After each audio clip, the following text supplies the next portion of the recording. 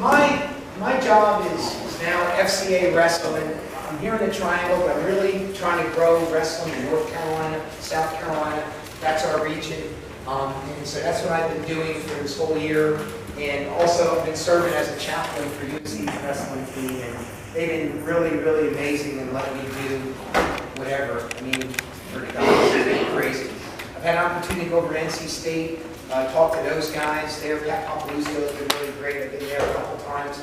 Len Lang, that dude, has been awesome. Sorry, Jose.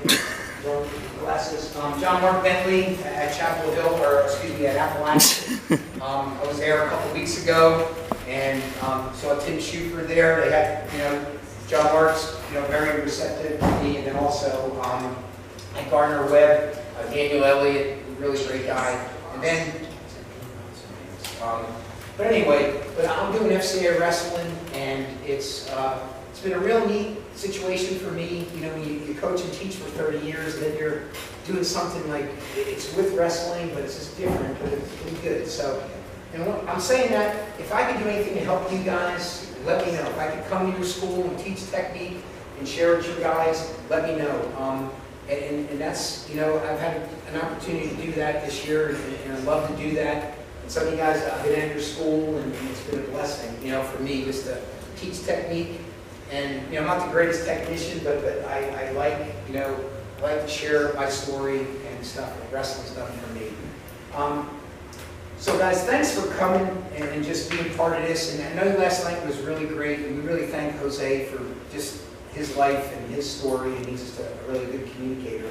So, with that, this morning, I'm going to ask Jose to come on up, and before we do, I was going to pray for this session, and then turn it over to him. So, Lord, thank you for all these men, Lord, that took time out of their busy schedules to make it to make it a point to be here. It's hard, and there's a lot of distractions. Everybody has so much going down. But these guys came, Lord, bless them, bless their programs. Lord, let them be the best coach that they could be out there, and let them be the example for Christ, whatever they do, Lord. And God, thanks for sending Jose all the way from San Diego, California. And Lord, thank you for his life. Thank you for all his experiences. Thank you for the hope that he brings for everyone, Lord. And just bless his family. And just God, thanks for sending him. In Jesus' name, amen. Hey guys, give Jose 2 hand claps on 2, 1, 2. That was weak. 1, 2.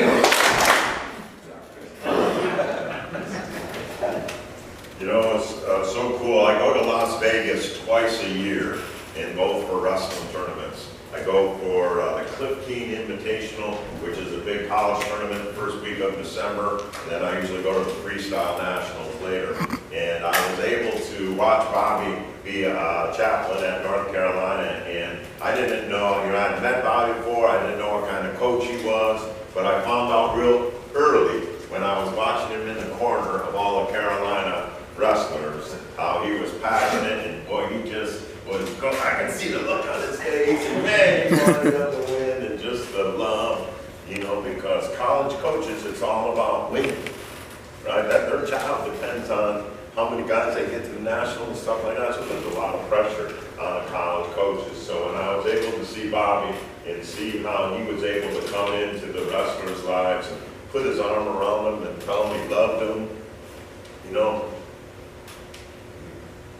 I don't know about you, but my dad never told me he loved me. When I first became a Christian, and I talked on the phone, and I'd say, "Hey, Dad, I love you." And he didn't know how to react.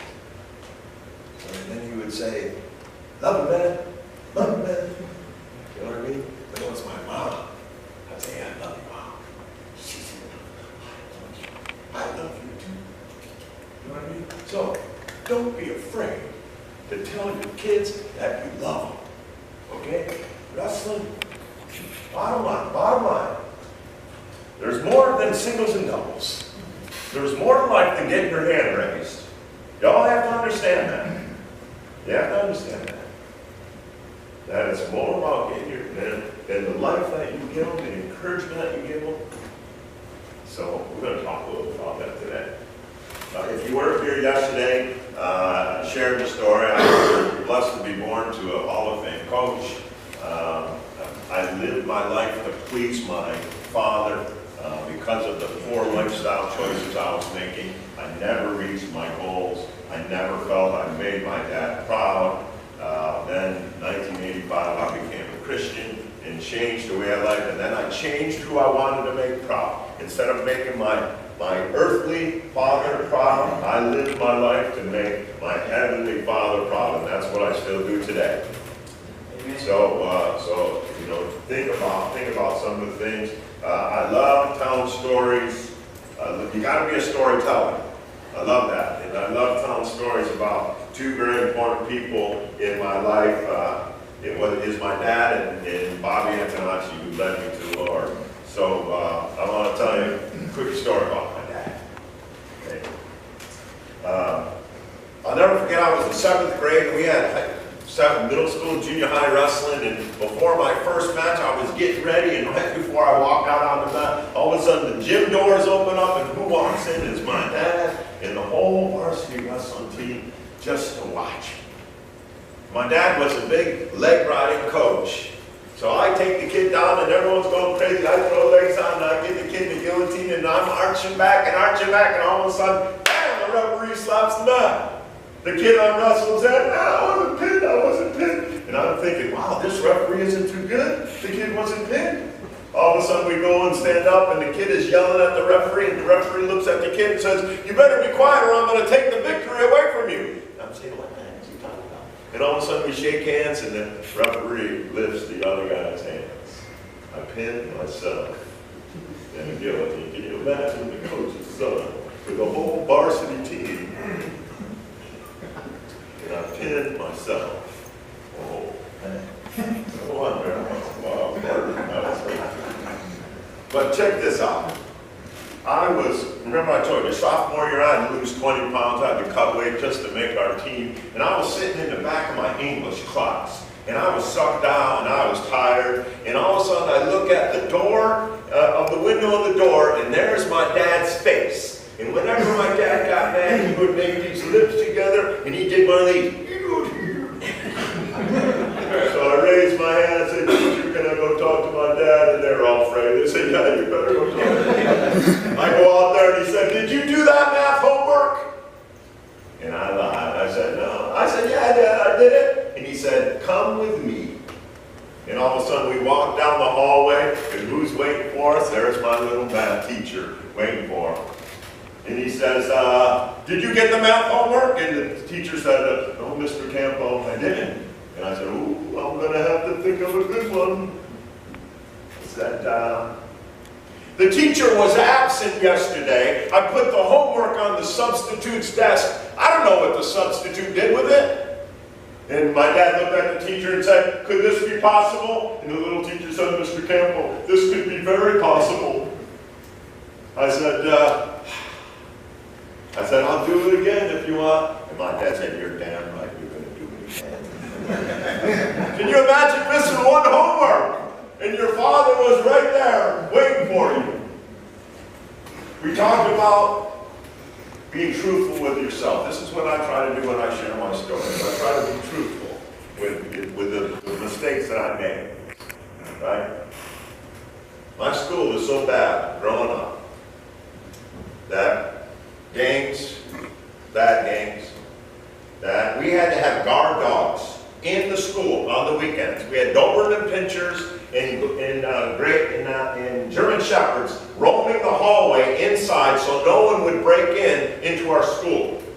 We get home from a tournament Saturday night, around midnight. We get up to the door because my dad wanted everyone to call their parents to get them home. We get there and all of a sudden there's a Doberman pincher right at the door and say, hey, you ain't getting in here. The next thing you know, the Doberman pincher walks away and my dad says, I think I can get to my office without the dogs getting me. I say, what, are you crazy, Dad? You can't do that. He says, I think I can do that. So all of a sudden he opens up the door and he's walking down the hallway like this. All of a sudden here comes the dog. My dad says, sit down. The dog sat down. Even the guard dogs are afraid of my dad. Girls were poison. You couldn't be hanging out with girls.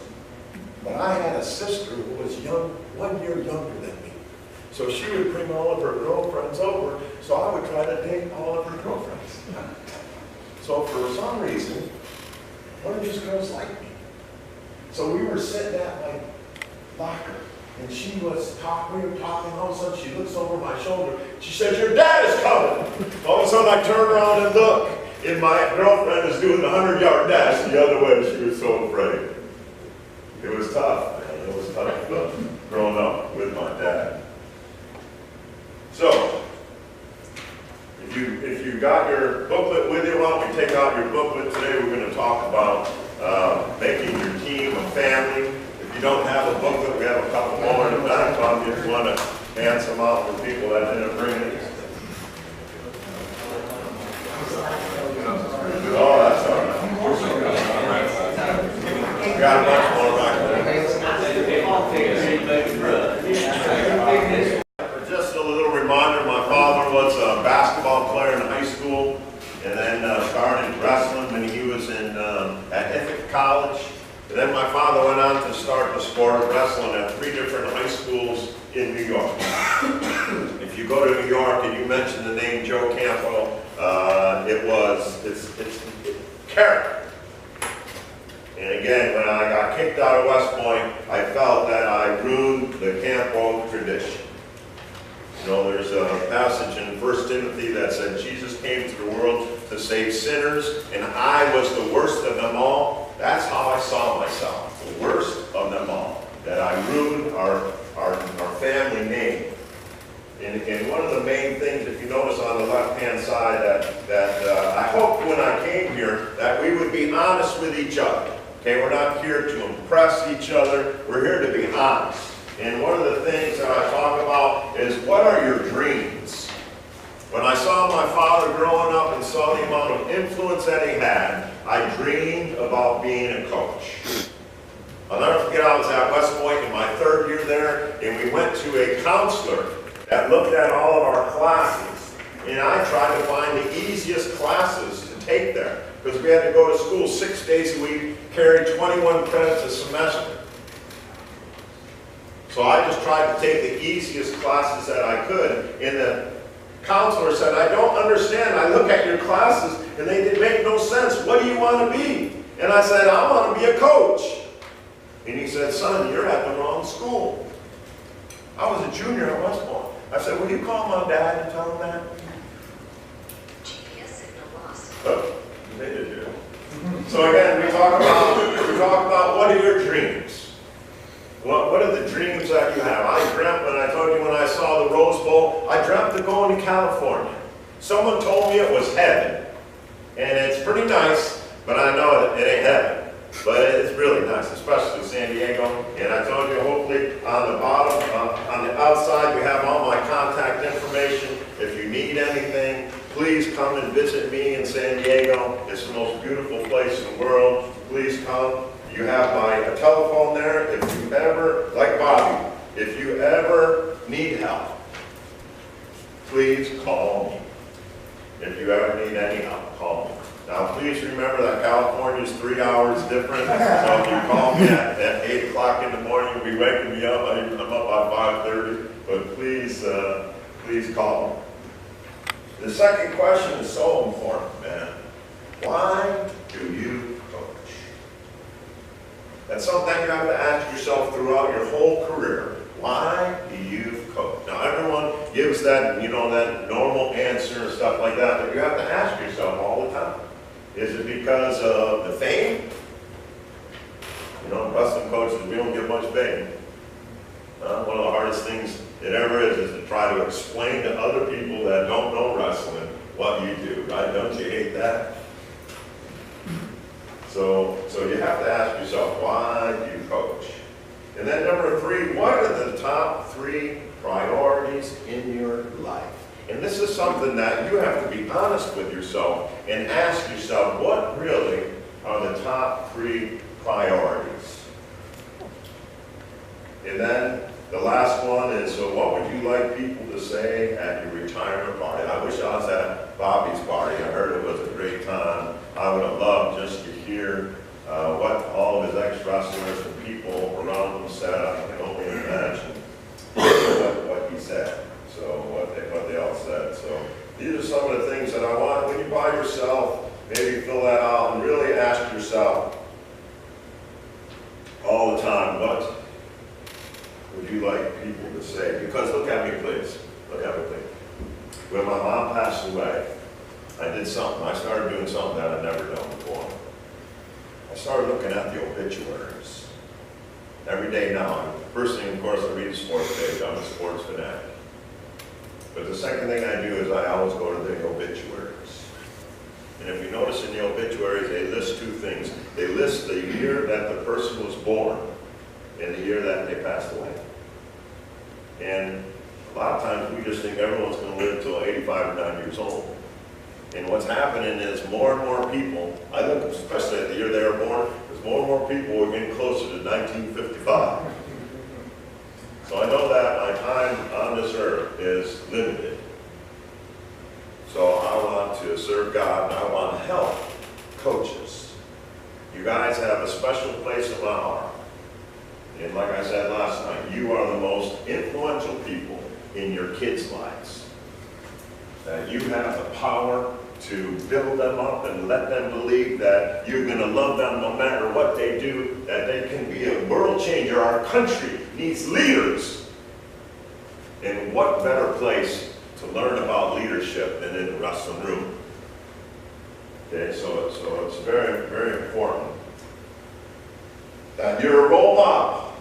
You're a role model. If you look at the second page.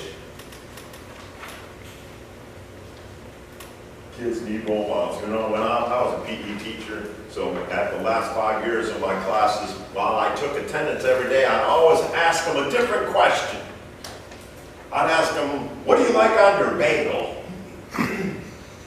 I would ask them, you know, who's your hero? Who's your hero?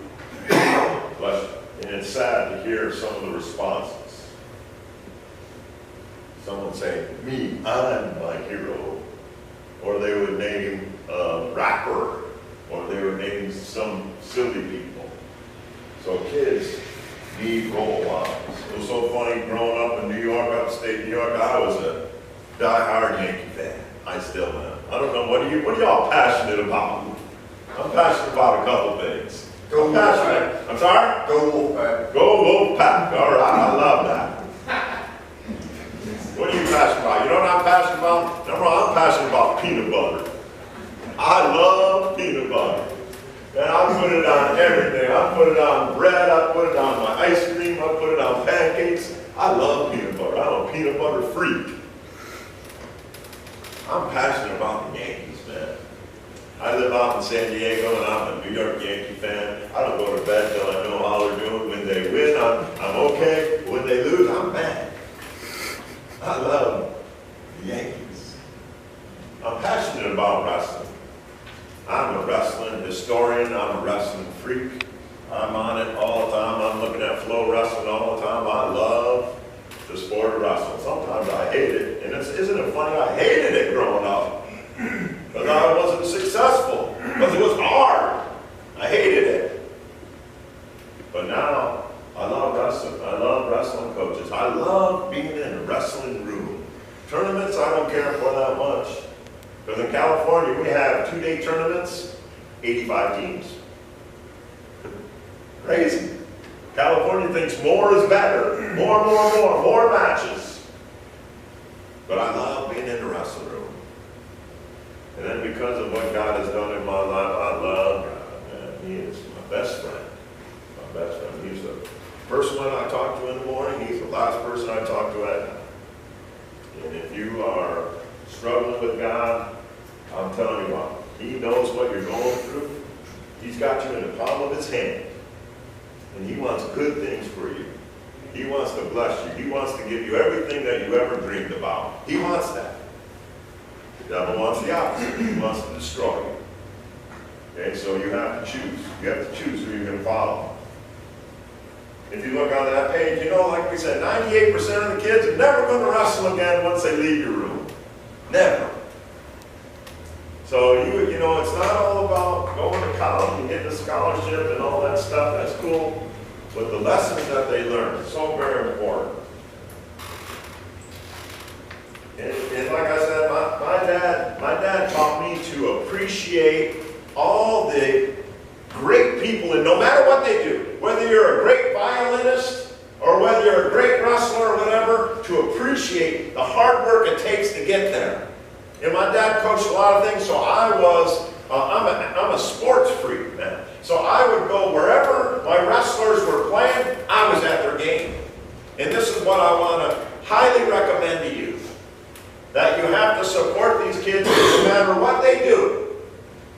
No matter, my dad made me promise to go to graduation every year. Every year I went to graduation. I went to all their sports. I tried to be there for them all the time. So I highly recommend that. And now what's happening, our kids are specializing, right? Baseball is now starting in January instead of starting in spring. So now a kid says, sorry, I want to be a baseball player. And you know about football coaches, right? My buddy is Stephen Neal. I don't know if you ever heard of a guy named Stephen Neal. Stephen Neal I knew in church. In 10th grade, he was a little skinny, 140-pound wrestler. He went to my church at Horizon.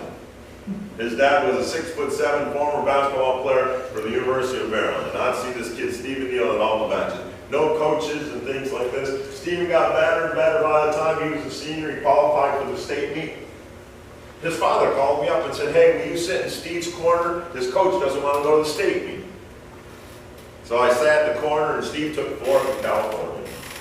And then I called up the coach at the University of Oklahoma, a guy named Jack Spates. I grew up with Jack on Long Island.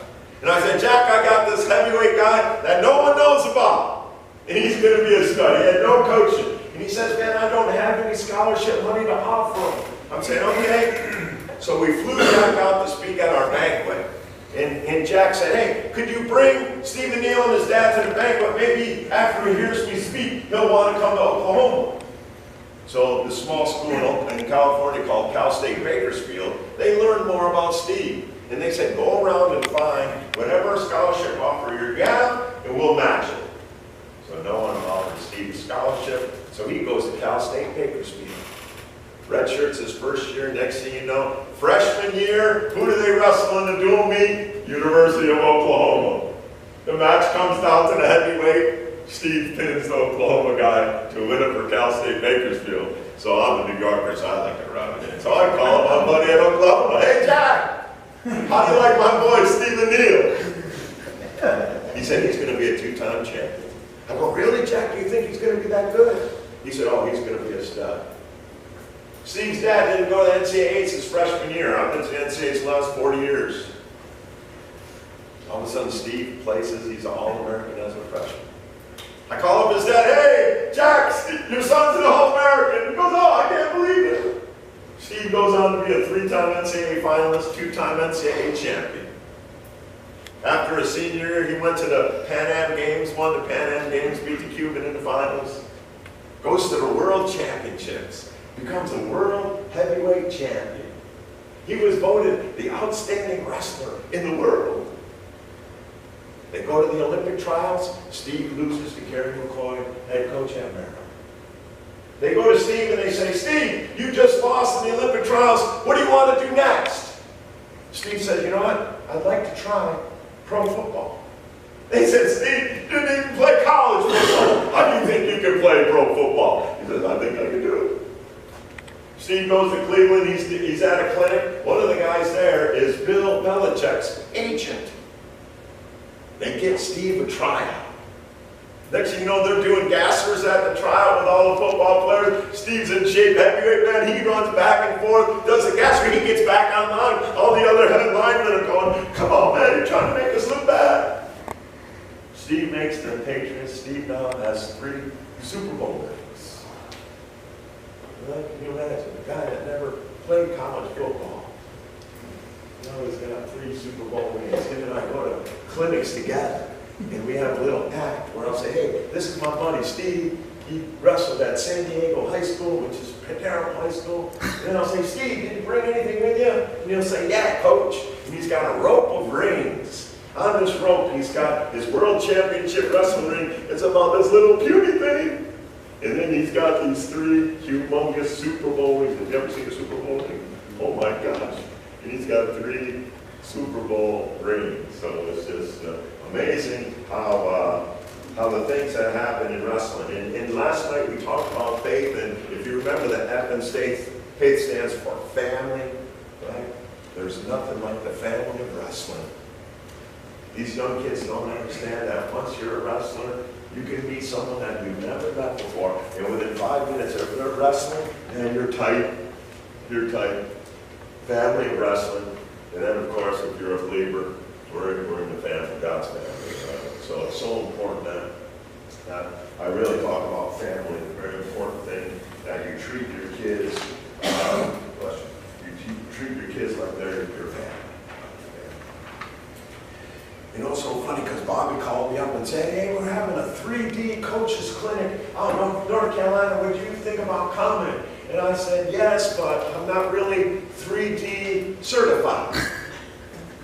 Now, I believe I did a lot of things, coaches in the 3D program, but I'm not certified. And he said, oh, that's okay. So I apologize if you were under the thought that I was going to lead you in 3D stuff, but I'm just going to tell you some of the things that worked for me that maybe you can get 1 or 2 things out of it. You know, the first level of 3D coaching is all about strength and power and all this different stuff. We were very lucky in California. We had an advanced PE class. California, you have to take PE for 2 years. So we said if the math has an advanced class, if science has an advanced class, then PE, you should have an advanced PE class. So I was able to have all my wrestlers in a PE class. So we would train twice a day. We would train first thing in the morning, we'd do our running and our lifting, and then I'd come back and wrestle in the afternoon. So if possible, if I was a coach, I would go to my counseling office or my principal and say, hey, let's have a PE class. Does anyone have a PE class with all their team in it? Does the football team have a PE class? Raise your hand if your football team at your school has a class, but you don't have one. I would highly recommend you try to do that. So we were able to do that, and in the first level it talks about strength. And here's the crazy thing, is that, you know, there's so many theories on weightlifting, but we all know one thing, kids got to get stronger, right? No matter if you're a first-year wrestler or a champion, you got to get stronger. The difference between high school and college is, a lot of times, is the strength. So I truly believe that you need to be on a year-round strength training program. Our bodies were not made to get thrown to the mat with that. So you have to have a strength, year-round strength training program. And I can tell you about my philosophy about that. Like I said, everyone's got a different philosophy about that. But here's what I say. Have you ever seen Jordan Burroughs?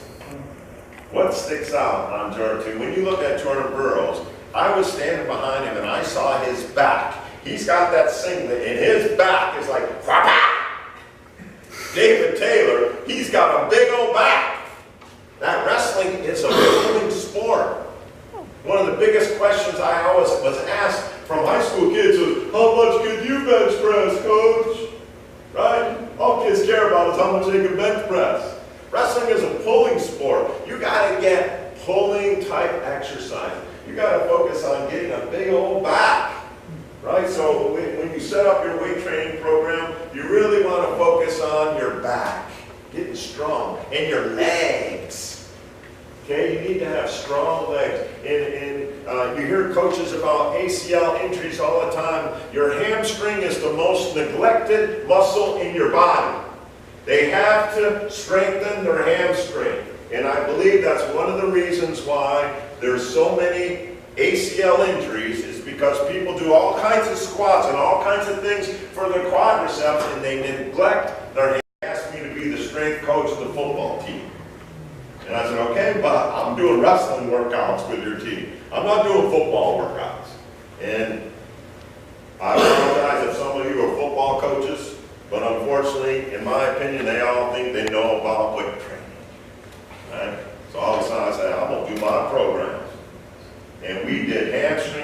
we did shoulder stuff, we did full body workouts. And by the end of the year, our team was healthy for the playoffs. The first year I stepped down, they had 5 knee injuries, lost 5 guys. And I truly believe because they're in this squats, power clean, things like this, and they neglect their hamstrings. You know, and to me, your technique is so important. I was a technician in wrestling. That's why I love John Smith. He's a technician. I was a technician. You know, and so you have to have, and to teach a high school kid how to do a power clean, I didn't want to waste all that time doing that. So I tried to find other exercises that could still build strength without the risk of them getting hurt, because kids just add more weight and then their technique sucks. Right? So I had more kids getting hurt doing squats because their technique, they're adding so much weight that you have, to me, it's so important that you do a couple things, that you do a full body workout, year-long strength training program, and then here's what I say. You can wrestle with a bad ankle, you can wrestle with a bad knee, you can't wrestle with a bad shoulder. So too many times we neglect shoulders. That every day you should be doing all kinds of shoulder strengthening exercises to have strong shoulders. I've had both of my shoulders operated on, and it sucks. Now, you know, look at this, my left arm, look at my right arm, how high I can raise my right arm. You have to have strong shoulders. You have to focus on doing shoulder strength. Every day we would do buddy shoulder strengthening exercises before practice. You have to have strong shoulders. So really I focus on my back, my legs, and my shoulders.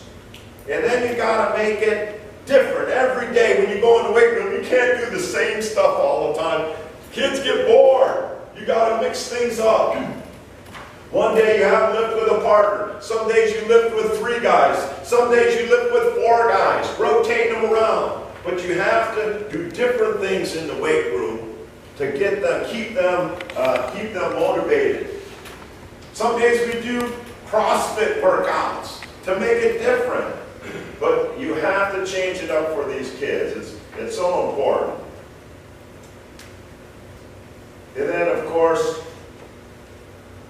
you know, I studied nutrition, and I was never a big protein guy growing up. I would hear protein. Now all of a sudden, I'm more of a protein guy. That right after the workout, we would have protein. And Gatorade, if you call up Gatorade, they have school specials. Does anyone have a contract with Gatorade? That they have school specials. Well, they'll have protein bars, they have different things for protein, and then right after that, boom, we would sell it for like 50 cents or whatever it was. That you really have to get protein in these kids after they get done lifting, after a hard workout, stuff like that. And you know, the first 30 minutes, very, very important that they get protein in their body. And it's important to teach them about good nutrition. You know, cardiovascular wise, you know, I used to say 3 things. If you want to be a better wrestler, you got to run, wrestle, and lift. Run, wrestle, and lift. And my dad, you know, he would say, my dad didn't like that. My dad said, if you want to be a good wrestler, you got to wrestle. You got to wrestle. Because we didn't have a weight room when I was growing up. No one lifted weights. Except one guy. You know what his name was? Bobby Antonacci. I talked about him yesterday. Bobby would look at the muscle magazines, and downstairs in his basement, he had a bench press. And he would go down there by himself every night, and he would go and do the bench press. Bobby only weighed 126, he could bench press 425. And Bobby knew how to use his strength to his advantage. When the whole team was warming up before the mat, when he was wrestling for Iowa State, the Cyclones would be warming up, Bobby would kick up into a handstand in the middle of the mat in front of everyone and do 25 handstand push-ups. Bobby went to camp, and you know how camps are, right? No offense, but most people do camps so they can make money, especially colleges. They want to make money. So, and you know how it works, right? The better they do, the more they get paid. So Jordan Burroughs comes to a camp, he's going to charge you $8,000. Right? Bobby was All-American, so he didn't make that much money at this camp. So Bobby came up with this idea. He was at the Strasburg wrestling camp. He pulled 300 kids in and he said, listen, we're going to have a little bet here. He said, I bet I can do 700 push-ups in 30 minutes. He says, if I do it, y'all give me $1. If I can't do it, I'll give you $2 back. And everyone said, boy, that sounds like a pretty good bet. 300 kids put down $1, and Bobby did 700 push-ups in a half hour. He walked away from camp with an extra $300. That group of kids left, and that group came in next week.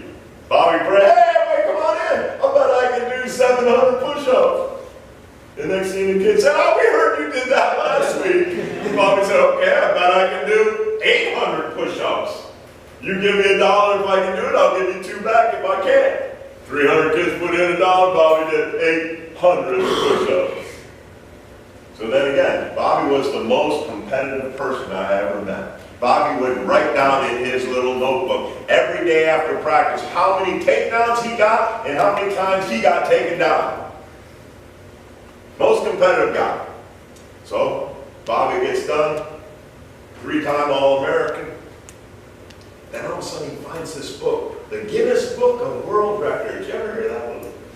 Bobby said, I got to get my name in this book. And sure enough, he looked, oh, there's the category. Most push-ups in 30 minutes. Bobby trained and trained. Next thing you know, he called up the people at the Guinness Book of World Records because they have to witness it in order to get it be a record. So all of a sudden, they all came down to Ames, Iowa, and Bobby did 1,400 push-ups in 30 minutes. Isn't that funny? A high school kid broke the record the next year. Isn't that funny? Yeah. So very important that you have a running. You know, we do stadiums, we do all different kinds of things. I think it's very important that you run in the off season. I do triathlon, so it's very important, I think, to do some long runs to get kids. It's mentally tough to do that, and that's going to build their mental toughness by running when they don't feel like it. We got a lot of hills around San Diego, so I'm a big fan of doing stadiums and doing hills and buddy carries and wheelbarrows and all that stuff up the hill. Very, very big proponent of that. Then in the season we do parking lot sprints. We'll get in the parking lot of the school and then we'll run up and down the parking lot.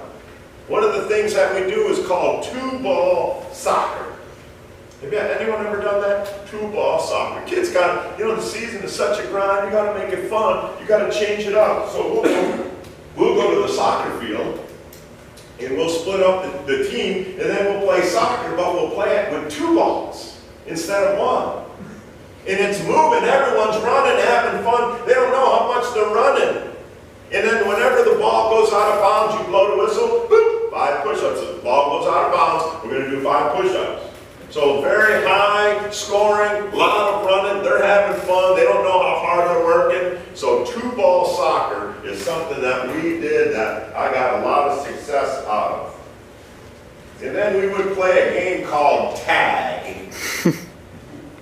That we would put one guy in the middle, you probably played this. And everyone lines up, and the one person in the middle, you got to run across the football field without the person in the middle tagging you. If they tag you, you're in the middle with them. So the object is to be the last person in the middle. So it's great because they do a lot of running and then they sprint to try to get away, and you see what kind of moves that they have.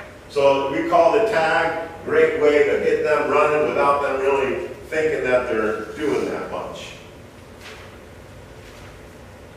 Bobby Antonacci he was poor like me growing up.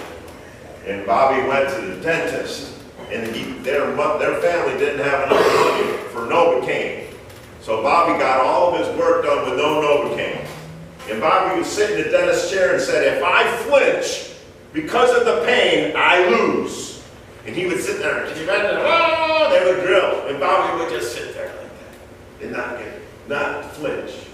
And then my older brother started this tradition that we, as a team, we were going to get our head shaved for the match. Now you gotta remember, this is the hippie era. So everyone in my era had long hair. But we had the best team, and we all shaved our heads.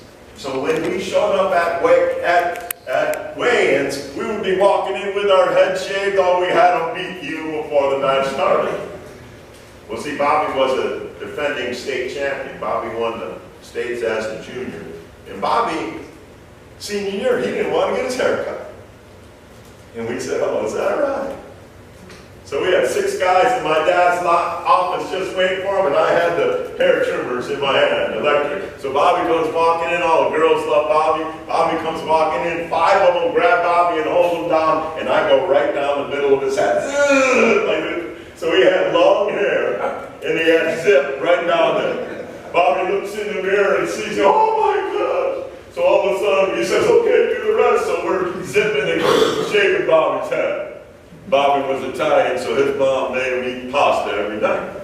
So Bobby would wear the knit cap at dinner time. So all of a sudden, Bobby's eating, and his mother says, Robert, take your hat off. And he goes, no, Mom. He keeps eating. Robert, take your hat off. No, Mom. All of a sudden, the father get mad, reached down, grabbed his hat, and pulled him off, and boom, there he had shaved head. Oh, his mom started crying right there. Bobby was a 3-time All-American senior here at Iowa State. Bobby was the #1 ranked seated guy at his weight class. It was Bobby's dream to be a national champion. So Bobby's warming up for his first match, and there's his girlfriend up in the stands. So Bobby's warming up, and he's looking at her saying, hey, what's up? And all of a sudden, he looks up, and all of a sudden, Milkovich, the assistant coach from Michigan State, is sitting next to Bobby's girlfriend, talking to her. So Bobby's growing up saying, yo man, what's he doing? Talking to my girlfriend. What's he doing, huh? Man, I can't believe it. Bobby goes up and gets beat first match. #1 seed. Back then they didn't have wrestlebacks. If your guy don't make it to the semis, you're gone. Bobby's gone. Can you imagine? He dreamed of being national champ. 3-time All-American. And it's because of his mind was not on his thought. His mind on girlfriend. How many wrestlers do we have girlfriends? Right? We got to teach these kids priorities, that they're going to have many girlfriends. That they got all kinds of distractions. Wow. Bobby was a stud. I love Bobby. Let's go to our coach's yearly plan. We go to the center of your booklet. Let's talk about, in this part, I call making your team family. You know, I think it's so important that we talk that we consider that. These are some of the things that I did to try to make our team more of a family. In the fall, to me, it was recruiting. You had to get those incoming freshmen to come around there looking for things to be a part of. So what we did is we looked for kids, and we would invite them all the time. And one of the things that we do is our whole team, if they weren't playing football, we had them sit together at the football games. We would have them paint their chests, and they would be the loud crowd. So we would go to all kinds of events as the team, as the family, as a bunch of brothers I would go to. So when the football players saw all the wrestlers coming, oh, they were fired up. We did things together. We'd go to girls' volleyball games. I don't know when girls' volleyball is here, but in California, it's in the fall. And not that many people go to the girls' volleyball games. But when 40 wrestlers showed up at the girls' volleyball game and was going crazy, man, everyone noticed that. So if you want people to come to your matches, you got to go to their stuff. And no better way to do it than as a group of wrestlers that are going and doing things together, being the loud crowd. And then young kids, they want to be a part of that. Those incoming freshmen, they want to be a part of that. So you have them come and sit with all the wrestlers.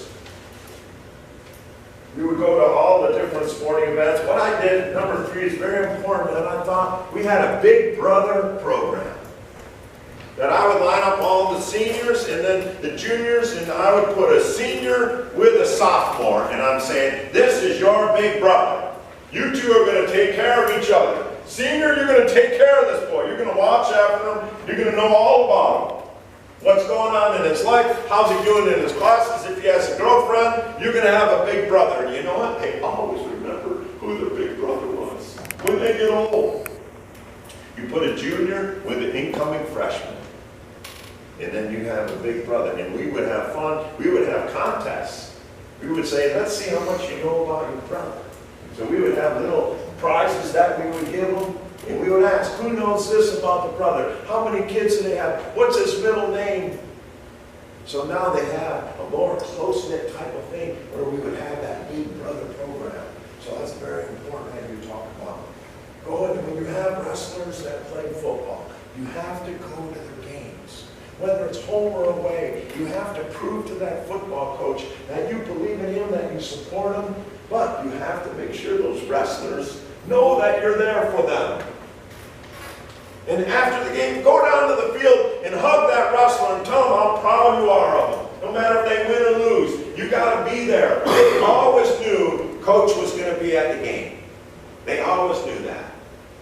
So you have to be a supportive. We're talking about being involved in this kid's life for the rest of his life. That you have to be there for them for all the different things that they're involved in. Number 5, we did an acrobatic show. On a homecoming, all the wrestlers that didn't play football, starting the first day of school, we practiced acrobatics. And we would do toe flips, we would do pyramids, so at homecoming, everyone knew, in between the 3rd and 4th quarter of the game, here comes the wrestlers. So they would have a routine, and they all of a sudden, they would come all of a sudden, the crazy crowd, yeah! And the game would almost stop, and the football coaches would get mad because the players on the bench that instead of watching the game, they were turning around watching the wrestlers. And then you have the leaders, they come up with something new about wearing different shirts, and they would rip off the shirts, and everyone in the crowd would, yeah! They would do toe flips, they would do all these funny things, big pyramids, and the crowd loved it. And now alumni wrestlers come back to the homecoming football game for one reason, to watch the wrestlers show. So you got to build a family. You got to build that family.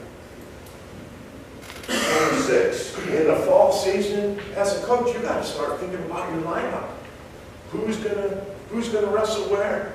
You can't wait for the season to do that. And I don't know what they do in North Carolina. In California, we have to step on a scale in a predictive body fat. You have that in North Carolina. So in the fall, you have to start looking at it and talking to the kids. Because you have to, there's the studies showing more and more forfeits are going on. So as a coach, you got to start getting your line. You got to start getting your body fat down. As you know, our bad reputation is cutting weight. So we don't want kids to cut weight. What do we want them to do? We want to lift like crazy to get big and strong, like a bodybuilder, right? That we're not cutting weight. We're eating better. We're running and burning calories. We're lifting weights and getting strong. Number 1 reason football coaches don't want kids to wrestle is they don't want them to lose weight. It was so funny. When I was the strength coach for the football team, you know what I did? I weighed in the football players every Thursday before a game. And I said, if you lose weight, you have water push-ups. Because football coaches don't understand that football players lose weight during the season. So I would weigh them in every Thursday. Day before game, we'd bring them in the wrestling room, I'd do their weight, and then we would do massages. I teach them the importance of massages, and here the football team was doing massage. The football coaches thought I was crazy. But the kids loved it. You have to do fun things. You have to do fun things with your team to keep them involved. Because look at me. Stephen Neal taught me this one thing. Wrestling's hard, man. We all know that wrestling's hard now. Today's world, wrestling is hard. Why should a kid go out on the middle of the mat all by himself and not get his hand raised? I'd rather quit. Right? Wrestling is hard. And we as coaches, we have to remember that. Always remember that. That kid could just quit and walk away. And then what is he going to learn? There's no consequences for quitting. Man, I got in trouble one of my first years out of school. I put up a list of quitters. I got called in the principal's office.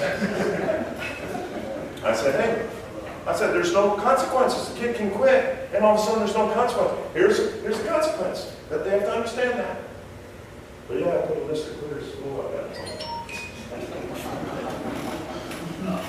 And then all you gotta finalize your schedule, right?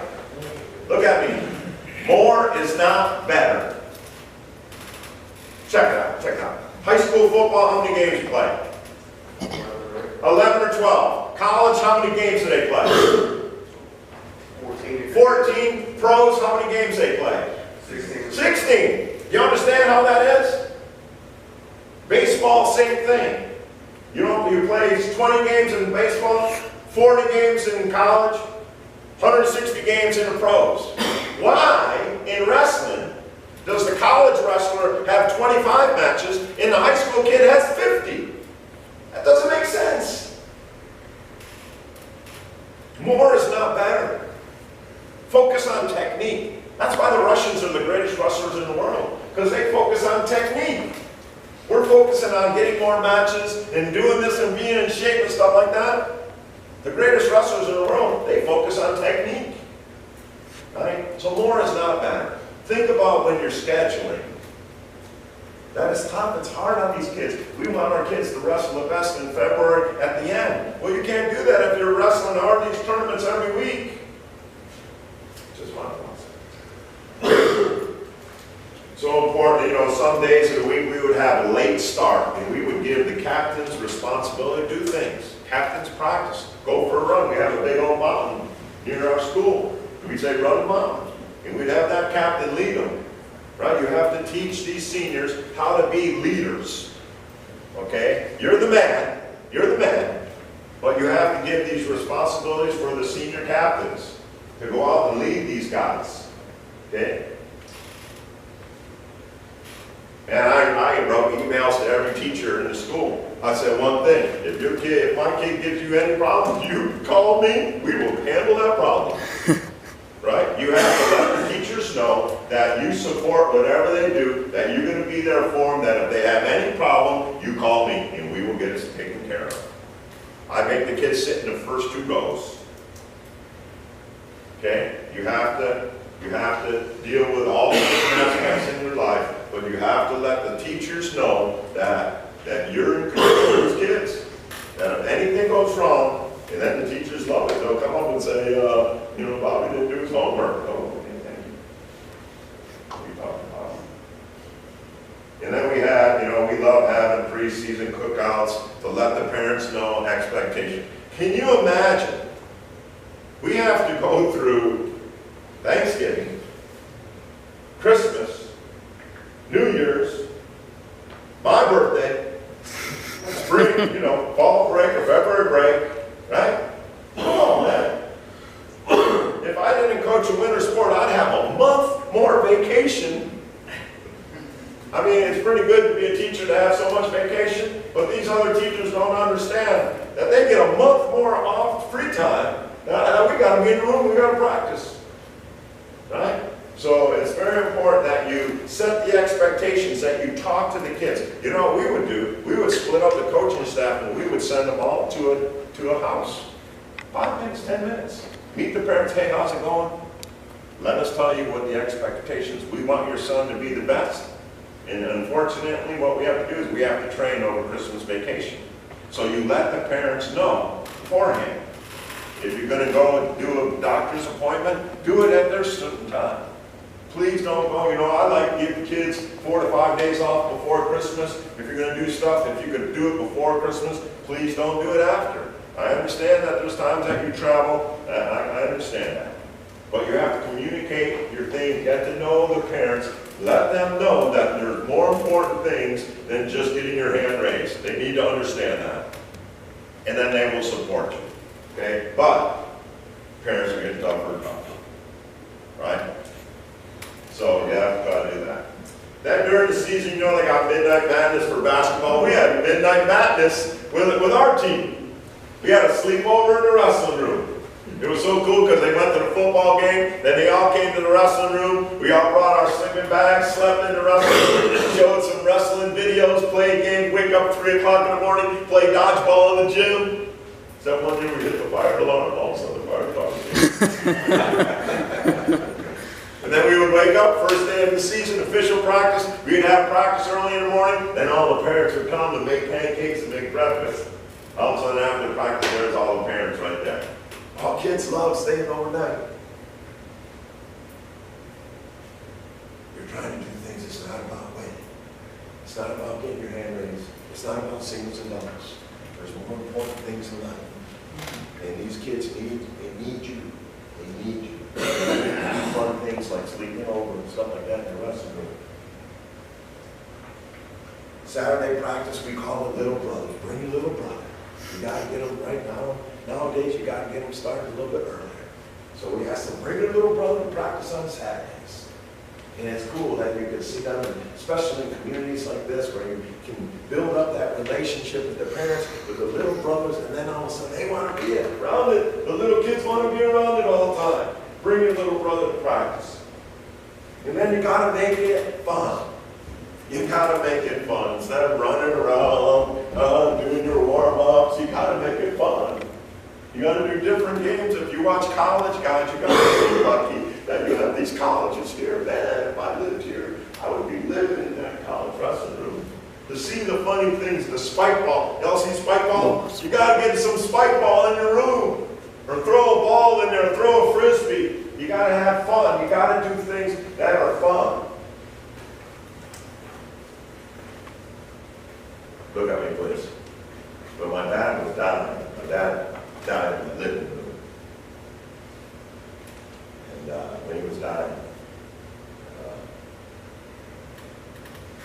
I started getting emails from people. I started getting letters from people. I got a letter from Jay Robinson. We've known Jay since the late 60s. He was an assistant coach at West Point when my brother was there. And Jay Robinson wrote my father the greatest letter. This little card that told my dad what a great man he was. Reminded him how many thousands of lives that my dad changed. And it was an unbelievable letter that I still have. And I went to Jay, and I said, Jay, man, my family can't thank you enough for writing that letter. That meant so much to my dad. And you know what Jay said? Writing is a lost art. That we text, we send emails, and all of a sudden we delete them, boom, they're gone. You gotta write. You have to teach these kids to write. That we would do different things. Teacher appreciation. Or we bring them all in and say, hey, I want you to write your favorite teacher, and you're going to tell them what you love about their class. I'll put it in their mailbox. And we would get these letters and put them in. Oh, man. Those teachers kept those letters all the time. You have to teach these kids to write. Mother's Day. You got to get them to write things. You have to get them to write. It's so very important. After my mom passed away, my dad said, will you fly back to Florida? Because my parents retired in Florida. Will you go back and get all of Mom's belongings and bring them out here to California? So my older brother and I, we flew out to Florida, got a big moving truck, and then we went into the house that she lived in. It was hard, man. There was my mom's hair in a brush. And when she passed away, she didn't have any hair. So it was very hard to remember stuff. And then you know what I did? I found a box. And in this box was a letter that all of her kids wrote her. She kept every letter. And you know what? The majority were from me. And I had such a great feeling that my mom kept all the letters that I wrote her. That you have to teach these kids to write. It takes 5 minutes. 5 minutes, get a piece of paper, write your favorite teacher, write your mom, do things, get used to them writing. And they'll keep it for the rest of their life. Now, when you read it, you'll crack up because these kids have terrible spelling, terrible handwriting, right? But when those moms see that, they'll keep it for the rest of their life. You gotta learn how to Right, gotta teach them importance of writing. We like to dress up for home dual meet, for all matches. We would dress up. We would get those kids wrestling, wearing a shirt and tie, and they're gonna wear it to school. And you know what? A lot of kids never taught how to tie a tie. And you're gonna teach them these things. And then all of a sudden they go to school in a shirt and tie, and all of a sudden everyone says, "Yo, why are you dressed up?" And then they say, "We've got a match tonight. Will you come to our match?" And then we'd ask them to ask the teacher if you could have 15 seconds before the start of the class and stand up in front of the class and say, "Hey, we're having a wrestling match tonight. Will y'all come to our matches?" And we would have packed gyms. But to have them walk around in a shirt and tie, the teacher, they get so many compliments. We love doing that. When a boy made the finals of a tournament, us coaches, we'd run to the parking lot. We had our shirt and tie on. We made them feel that if they made the tournament, it was important to us. We're going to dress up in a shirt and tie for the finals. All the other coaches would laugh at me. We didn't care. Shirt and tie for the finals. And then, before the dual meet, we would have a fashion show. We would bring all the wrestlers in the wrestling room and see who was dressed right. And we'd say, "Hey, we want nominations. Who's the best dressed guy?" And these kids would get so unique. They'd have money clips. They'd have little watches on a chain. They would come out, you know. So we would bring them up, 5 guys, and then me and the other assistant coaches, we would have them walk around, and then they would have a milkshake. We would get them a little prize like that. And you should see how they would dress. Okay? We did that, had a lot of success. I really believe in dressing up for that. And then after that, the day after the match, number 8, we did impressions. Right? When you go to a tournament, so many crazy things happen at a tournament night. So we would start off practice and we would say, "Okay, this is how we did this, how the JV did that, their tournament, this and that. How about some impressions?" And these kids would have to get up in front of the team and they would tell funny stories about what happened at the tournament. You know, it would be so funny. "Oh, Johnny tried to talk to this girl, and this girl shot him down," or all these funny things that you have to make it fun. You got to make it fun. So we did this of having impressions. Oh, it was great. And then overnight tournaments. You know, many of these wrestlers have never stayed in a hotel before, and you can give them an opportunity to perform the room, and they love it. They love it. You have to give them, and when you're getting in, I don't know, Bob, you're saying how they drive buses. Isn't that crazy? We got to be there at 6 o'clock in the morning for weigh-ins. We got to coach all day at a tournament. After the tournament, they're hungry, so we got to take them to a restaurant and get them a hamburger, and then we got the responsibility of driving them 2 hours home at 11 o'clock at night. If something happens, we get sued quick, right? But you have to make it fun. You have to do things when you can take them to an overnight tournament, put them up in a hotel, and those van rides home. It's amazing how you can talk to them about the things that are going on in their life. I would have a boy sitting in the front seat with me all the time. His job was to keep me awake. And I grew up in the disco era, so it was disco Saturday night. So we would be driving home. It was so funny because we would have 2 vans, and we would always have a contest. See who could get back to the school the fastest. And remember I told you yesterday, because of the laxatives that I took, that I had to be very careful what I ate. So we would stop at a hamburger place, get a quick burger, and then we would get on the road. So one time, my assistant coach, my state champion, had the other band. So we said, "Okay, here's what we're going to do." Remember, I'm from New York, so I'm almost get out of the van. I said, "Okay, you're going to go ask the coach for his keys. We're going to jump in my van, and we're going to take off, and then we'll throw his keys out the door because I got to win. I want to win, man. You got to teach these kids how to win, how to be competitive." So all of a sudden, I'm in the van, we got a good head start, we're flying down Highway 15, and all of a sudden, my stomach starts going, bloop, bloop, bloop. I'm saying, "Oh shoot," I'm saying, "Fellas, I don't think I'm going to be able to make it. I got to go to the bathroom." "No, Coach, hold it, we only got an hour." "An hour? I can't wait an hour." So we're flying down 15, you know, this is an interstate that goes up from San Diego all the way up to Salt Lake City, so we're flying, all of a sudden I'm on 15, whoop, I pull the van over, I run in the woods, I'm back in the band within a minute. One kid said, Coach, that was the most courageous thing I've ever saw. We made it home, we beat the other, that was the most important part, we beat my assistant coach getting there, so yeah, it was things that they'll never forget, never forget. Right, we're building memories, they